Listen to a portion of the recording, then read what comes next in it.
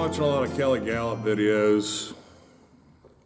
In my fly shop, I only have a streaming service, and so my YouTube videos tend to run through over and over, and they'll get stuck on that. Today I decided to, heavy influence on my tying, by the way, thanks Kelly, decided to tie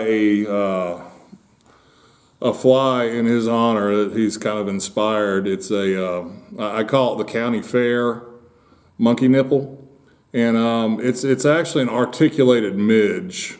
So I'm gonna tie this Kelly Galloup style, a little different than most of my videos. The midge itself is a non-biting, flying, tiny insect by definition, but I noticed even though it doesn't fall into the category necessarily of a midge, because it does bite, but a mosquito pupa. If I look at stagnant water, I notice a lot of movement in there, and so I thought perhaps if I articulated the midge, it might get a little bit more action on it, and imitate that a little bit. May induce some more strikes. Now on the original County Fair monkey nipple, I tied that with just a thread body on both the back and the front end, but I wanted a little bit more buggy look on the front end of this, so we've added a little black pheasant tail to that. You can obviously do what you need to do. Black isn't necessarily the only color you can use. You can use red, purple. They're effective as well.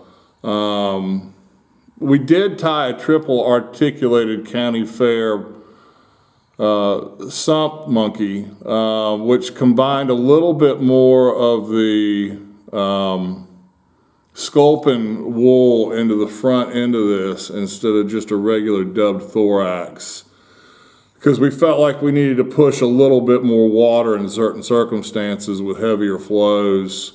But that particular midge doesn't get as deep as I would like to fish it at times. So we've got that variation that you obviously can tie. There's tons of stuff you can do with this fly. It's an amazing culmination of bugginess along with a little bit of movement. As you know, Okay, you may notice I got a different shirt on. It usually takes more than a couple battery changes and a couple days of shooting to get one of these done. So I wanted to get back to this fly. Were we doing the original or the Menage?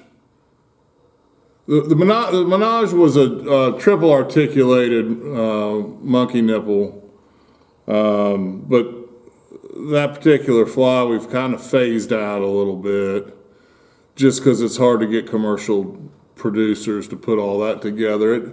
I will say that fly slayed. I think, in darker, cloudy days with the UV ribbing we had on that one. But back to the original. On the original, you can use, I think we used a C452 on the back and a 764 on the front, but you could use a 238, a 442, or a 690 if you wanted to on the back end. Any of those would work. The front hook we've played around with some, but we're a big fan of the 740 or the 745s. The upturned eye or the flat eye, the 745 sometimes we prefer on that fly, but you can use either one of them. You could go barbless or barbed. The original County Fair monkey nipple had a wire ribbing, but we've changed that around sometimes and added, they've got some of these new UV ribbings that are available. I even tried, Semperfly's got a micro glint. It's a fantastic new material that you might be able to use on the ribbing. There's tons of ribbing options out there right now. You may have to cull through many of them just to kind of figure out which one works best for you.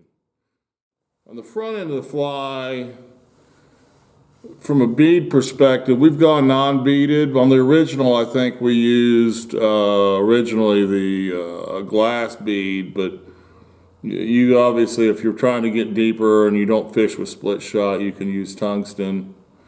Black nickel. You could use silver on cloudier days as well, but we generally try and stay within those color schemes on the bead color.